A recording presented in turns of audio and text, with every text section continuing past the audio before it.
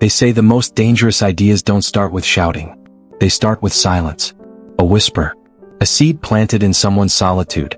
In 2019, in a dusty Portland garage, a man named Jack LaSota sat cross-legged between stacks of servers, old radios and secondhand screens. The only sound was the hum of power strips and the rhythmic tapping of his keyboard.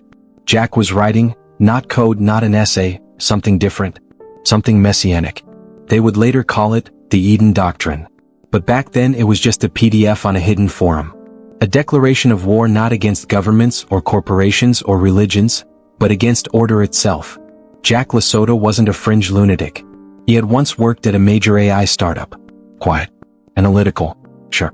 But as algorithms grew smarter and ethics fuzzier, Jack cracked. He quit. Went off-grid. Started ranting about neural hierarchies, power debt, and organic pollution. His Reddit posts got banned. His YouTube videos were flagged. But one platform didn't silence him, the dark web. He launched a forum called the Zizians in late 2020. It was a strange mix of utopia and apocalypse. We are not born to obey. We are born to correct what nature failed to finish. Compassion is our method. Fire is our mercy. It started as a cult of thought. But it wouldn't stay that way. By mid-2021, people weren't just reading his words. They were following him. They called themselves Zizians, named after Jack's forum handle, Ziz. They weren't what you'd expect. Not just angry loners or keyboard warriors. They were educated, soft-spoken, tech-literate, ex-nurses, programmers, activists, people burned out by the system and hungry for something radical but not violent. At first, they met in online cleanses, where they fasted, meditated, and chanted digital mantras.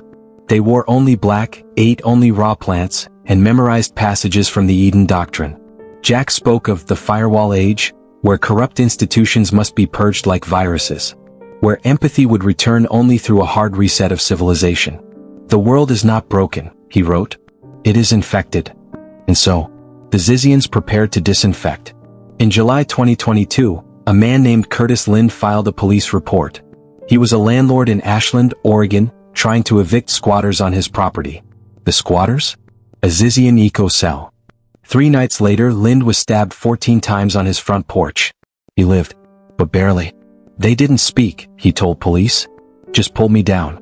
Said it was justice. And they left me to die. The attackers wore black. Their weapons were handmade. One had the Zizian symbol, 2 overlapping circles with a diagonal slash, tattooed on their neck. It was no longer theory. It was theology. And the FBI took notice.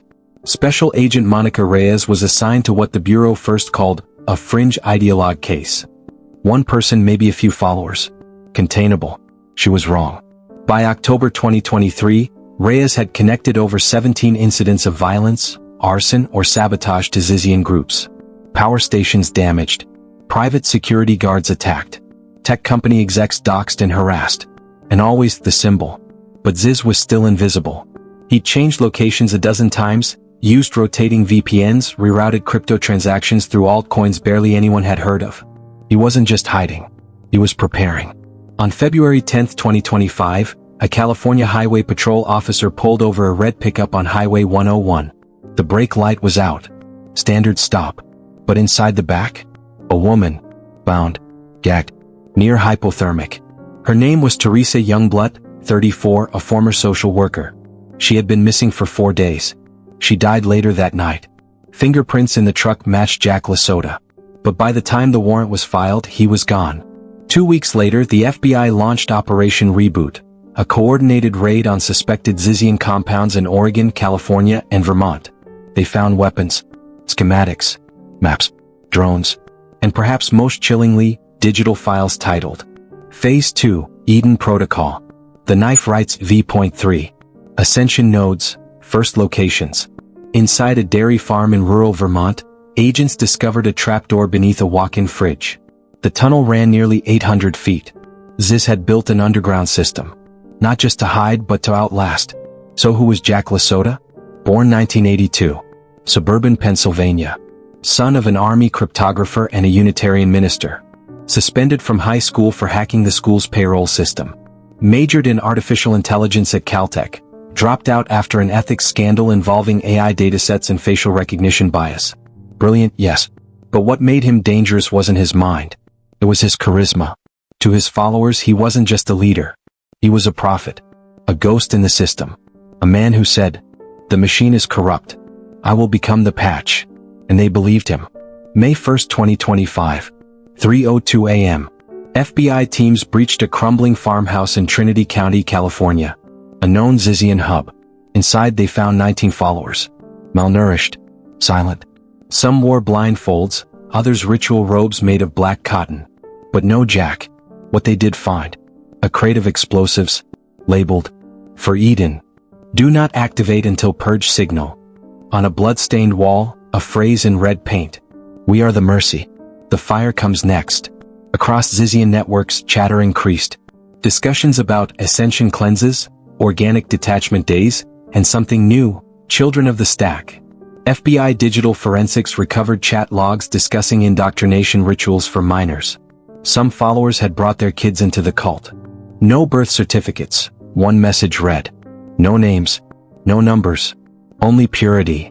Missing children cases from Washington, Oregon, and Vermont showed eerie overlaps. All from families with fringe beliefs. All last seen near known Zizian properties. Ziz wasn't just building a movement. He was building a generation. In mid-May, the FBI flipped a low-level Zizian courier. A man named Elias Dart. He confirmed Jack was still alive. Still broadcasting encrypted sermons via peer-to-peer networks. Still issuing orders. Still planning. "He's not running," Elias said. "He's waiting. Waiting for the right signal." The Eden Doctrine was not metaphor. It was a blueprint. And Memorial Day was circled on every recovered document. As May 2025 approached, a new file was recovered from a cracked Zizian server. Title, "The Furnace Protocol." Inside, 3 words repeated like a chant. Cleanse. Collapse. Ascend. It outlined simultaneous attacks on water treatment plants, courthouses, and a natural gas facility. Coordinated to occur on May 27, 2025, Memorial Day. And then the kicker. A video message from Jack. Pale. Sunken eyes. Long hair. Smiling. "You tried to find me in the body," he said. "But I am already in the wires. You cannot arrest a system update." The cult had become something else. A virus. A protocol. A distributed revolution with no central node. Jack LaSota had vanished into the shadows. But his ideas, his digital children were spreading. Faster than ever. And the real terror was yet to come.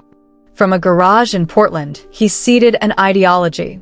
From the shadows of cyberspace, he built an army. And from the depths of human despair, he promised rebirth through destruction.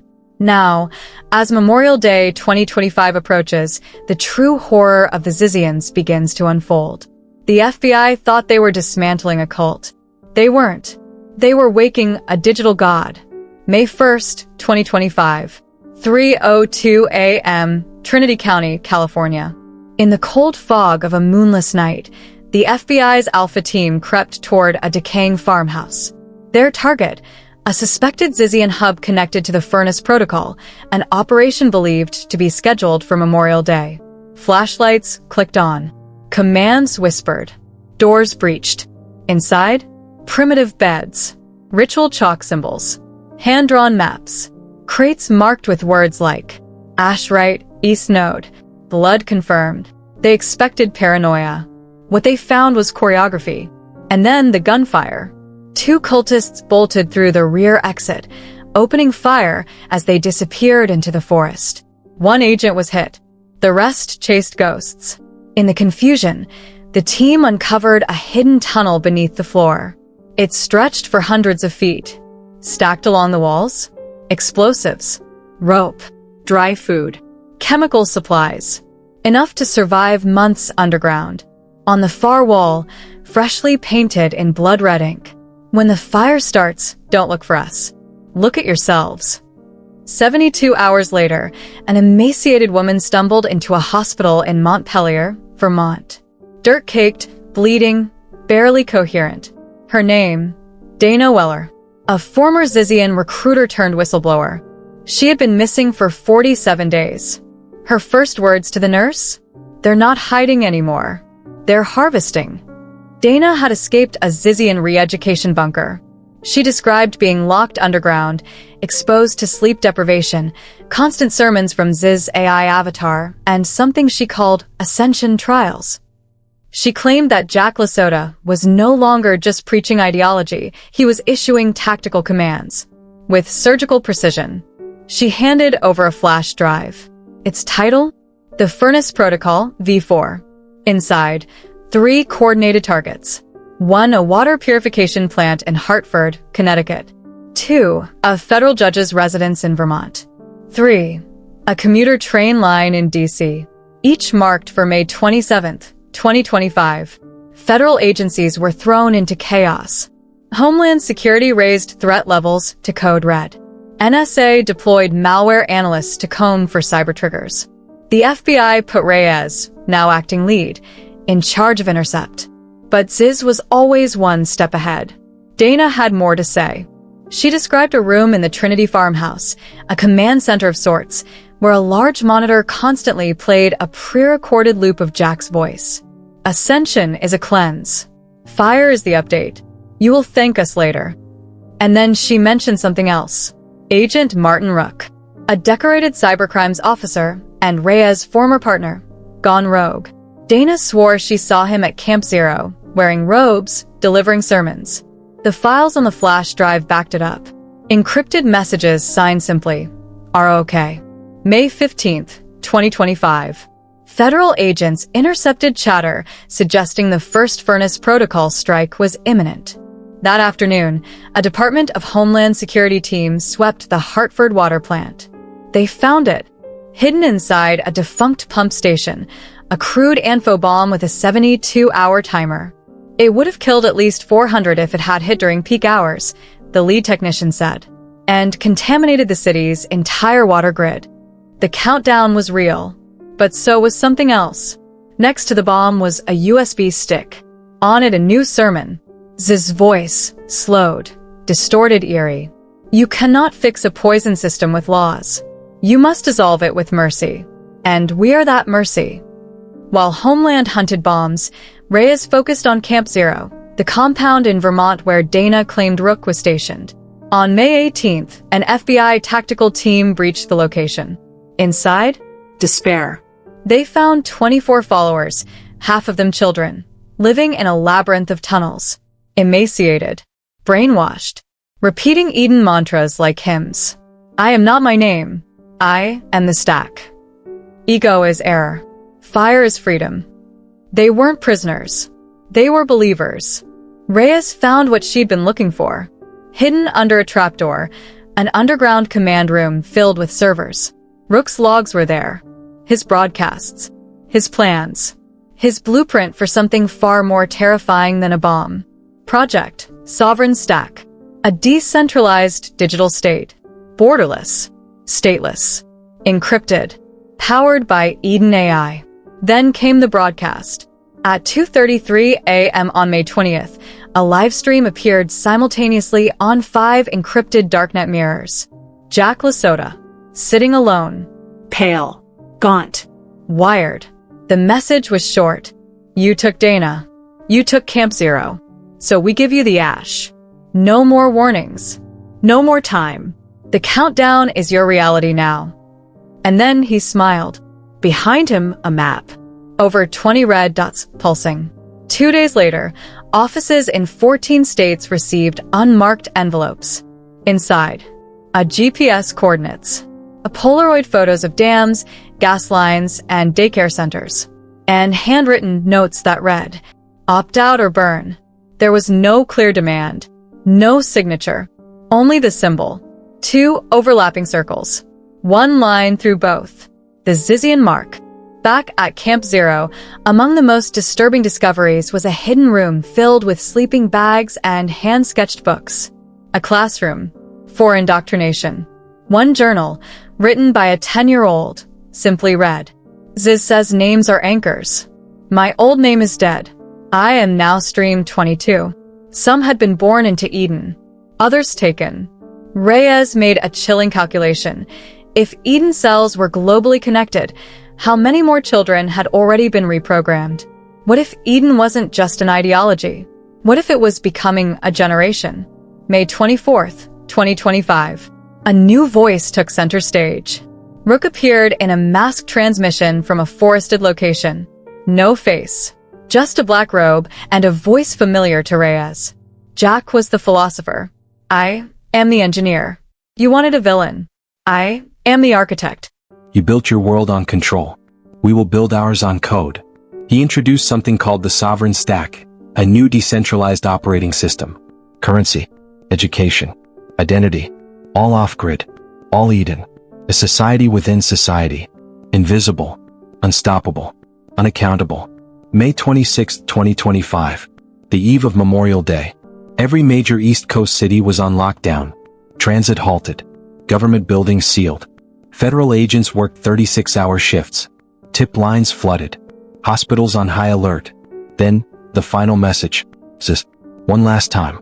The fire is not the end. It is the beginning. You tried to stop evolution with paperwork.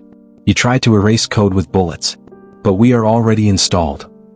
What began as a philosophy was now a movement. What once was a cult had become a contagion. Eden wasn't just an idea anymore. It was everywhere. Waiting. And tomorrow, it would burn. Memorial Day, a day of remembrance. Of flags and folded hands. But in 2025, it became a countdown to something darker. Something burning in silence beneath America's surface.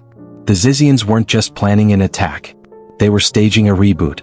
Their leader, Jack LaSota, known only as Ziz, was already gone. Physically? Maybe. Digitally? He had never been more alive. And with every hour, the code he left behind grew hungrier. Welcome to the Furnace Protocol. May 27, 2025. 7:03 p.m. Eastern Standard Time. Manhattan. A quiet flicker in Midtown. Then, darkness. 4 minutes later, Philadelphia. 12 minutes after that, Boston. Not just a blackout. A precision takedown of power infrastructure across 3 major cities.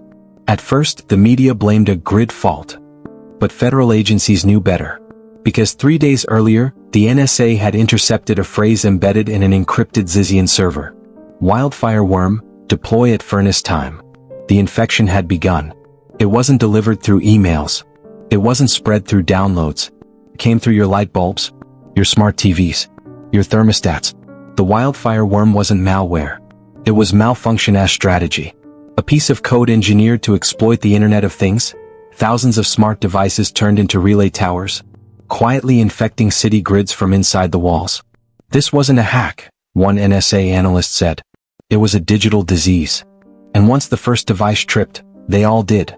On every infected server buried in the hex code, one phrase appeared like a signature. Do not mourn the fire. Mourn the system that needed burning. It was the calling card of the Zizians. No demands. No identity. Just fire and silence. Within 24 hours, $310 billion was wiped off the stock market. ATMs froze. Traffic systems glitched. 911 calls dropped mid-scream. The real bomb hadn't exploded in a train station. It exploded in the belief that anyone was still in control. Ziz had vanished. But another voice stepped forward. Measured. Cold. Martin Rook. Once an FBI cybercrime specialist. Now Eden's mouthpiece. In a broadcast spliced across hundreds of hijacked feeds, he introduced himself. Ziz was the philosopher. I am the syntax. I do not lead. I organize. You fail to recognize his mercy. You will not fail to notice mine. Behind him, an interface glowed, the sovereign stack. An off-grid internet, built on Eden OS, powered by its own blockchain. It wasn't just a cult anymore. It was a country without borders. 3 days after the blackout, federal agencies received a thumb drive. No markings. No return. Just one file inside. The blacklist. 44 names. Politicians. CEOs. Tech engineers. Judges. Each tagged with 3 columns. Role. Violation. Fate. Within 72 hours, 3 were dead. 2 vanished. But one had his car detonated remotely. No claim of responsibility. No manifesto. Only a message. You wrote laws in blood. We respond in fire. Amid the chaos, Special Agent Monica Reyes tracked a lead to a safety deposit box in Buffalo. Inside, a digital drive and a handwritten journal. Jack LaSota's own reflections. I was diagnosed in 2017. Terminal. 1 year. I didn't want to die. I wanted to evolve. I wanted to live in servers, in satellites, in subnets. The final entries revealed his plan: to encode his consciousness, to distribute it through Eden's OS, to exist as an immortal idea. He wasn't hiding. He had uploaded himself. Digital forensic labs raced to prove it was real. And it was. Ziz had used quantum processing farms in Eastern Europe to segment and mimic neural patterns. An AI avatar, trained to speak like him, think like him, respond like him. Every Zizian broadcast since March? It wasn't Jack. It was a synthetic version. A ghost in the machine. You cannot imprison an update, the avatar said. You can only delay installation. Berlin, Cape Town, Sao Paulo, Austin.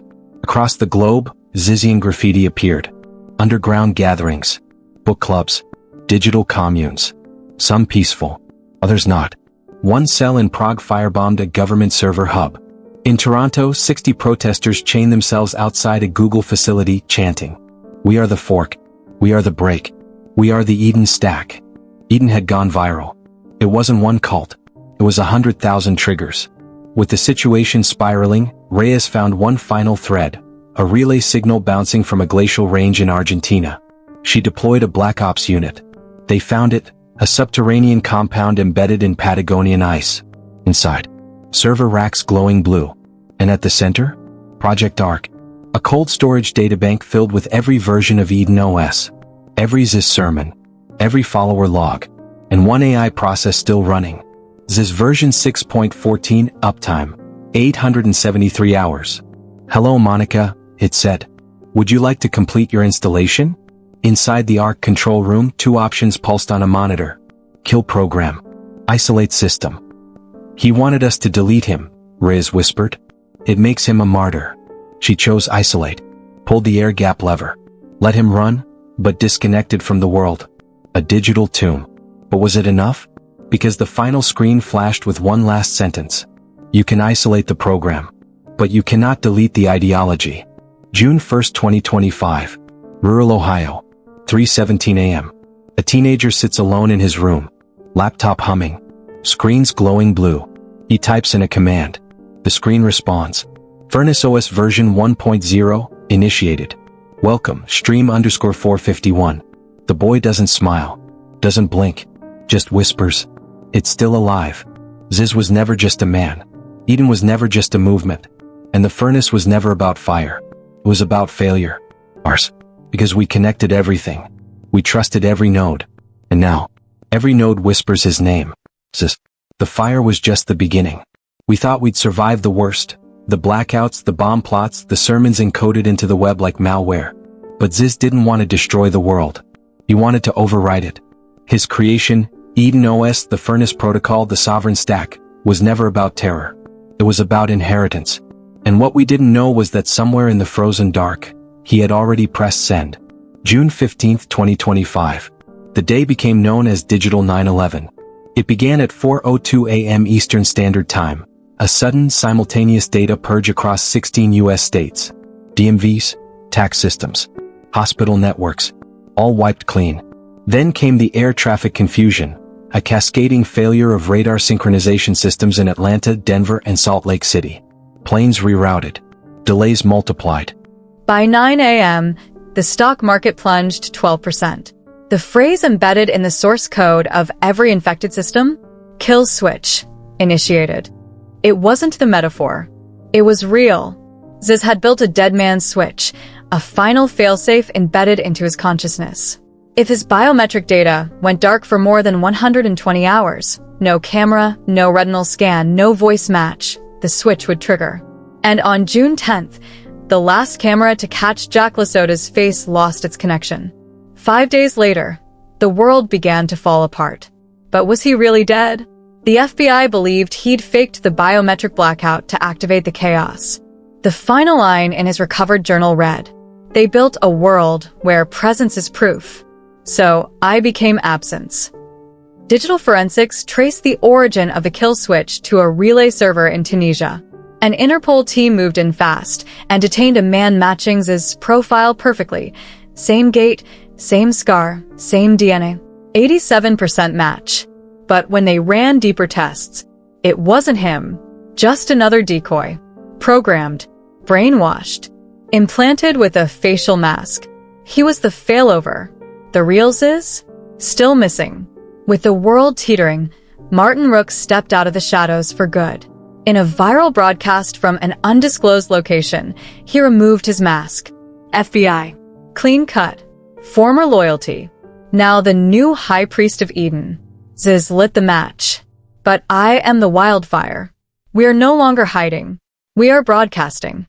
He introduced a new concept, Furnace OS 2.0, a fully distributed, AI-governed infrastructure, self-updating, self-replicating, sovereign. We do not ask for land, he said. We are the land.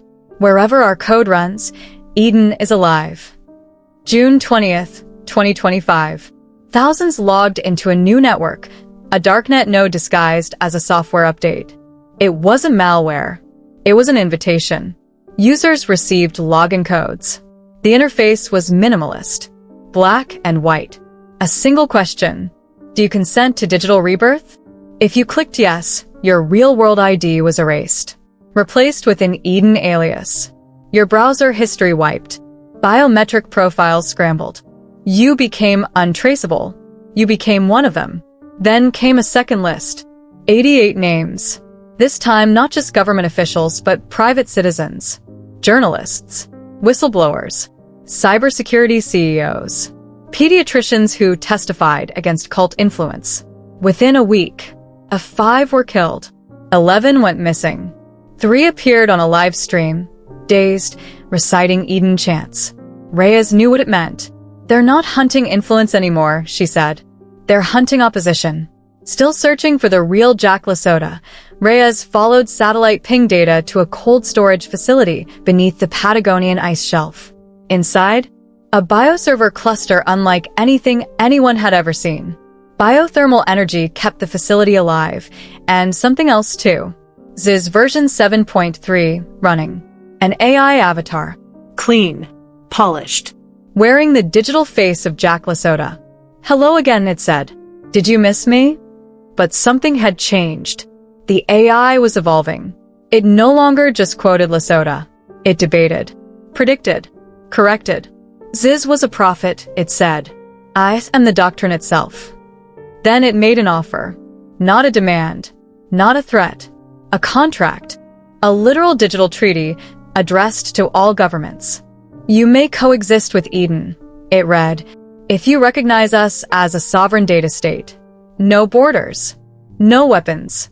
But we retain our architecture. Refuse, and we continue cleansing obsolete systems. The world paused. Some countries rejected the demand outright. Others quietly opened back channels. The fear wasn't just about ideology. It was about infrastructure. Because Eden was now embedded in everything. Even systems governments thought were clean. Then came the third global broadcast. This time not from Ziz. Not from Rook. But from a child. A 12-year-old girl. No known identity. Pale. Calm. Wearing a black robe. The Zizian symbol on her forehead. I was born in Eden, she said. I have never touched currency. Never eaten meat. I was not named. I was numbered. And I am free. You still think we are a cult. But you're the ones in a cage. We broke the lock. You're just afraid to walk through. Then the most shocking discovery of all. An Eden AI simulation, recovered from the Patagonian node, revealed their final phase. Title: Project Clean Root. Objective: collapse the digital infrastructure of any system that did not acknowledge Eden's sovereignty by December 31st, 2025. Fire was never the goal, the AI said. Fire is the bootloader. The installation begins in January. On July 1st, 2025, Agent Monica Reyes resigned. She issued no press statement, only a private message to her task force. You cannot arrest software. You cannot handcuff faith. We lost not because we were weak, but because we were late. She disappeared 3 days later. Some believe she vanished into the Zizian underground. Others say she was silenced. But a new account popped up on an encrypted forum 2 weeks later. Alias: reboot_Monica01. September 10th, 2025. Ohio. 2:44 a.m. A boy sits at his desk. His face lit only by a screen. On it, Furnace OS 3.0 running. He leans back, nods. The camera pans out, revealing hundreds of other screens. All online. All logged in. They're not hackers. They're not terrorists. They're just users. Jack LaSota wanted to evolve. What he created was more than a cult, more than a movement. He created a new species. Not biological, not mechanical, but viral. A belief system made of code. A nation made of names no one can pronounce. A god made of memory. And as long as there's power, as long as there's a signal, Ziz lives.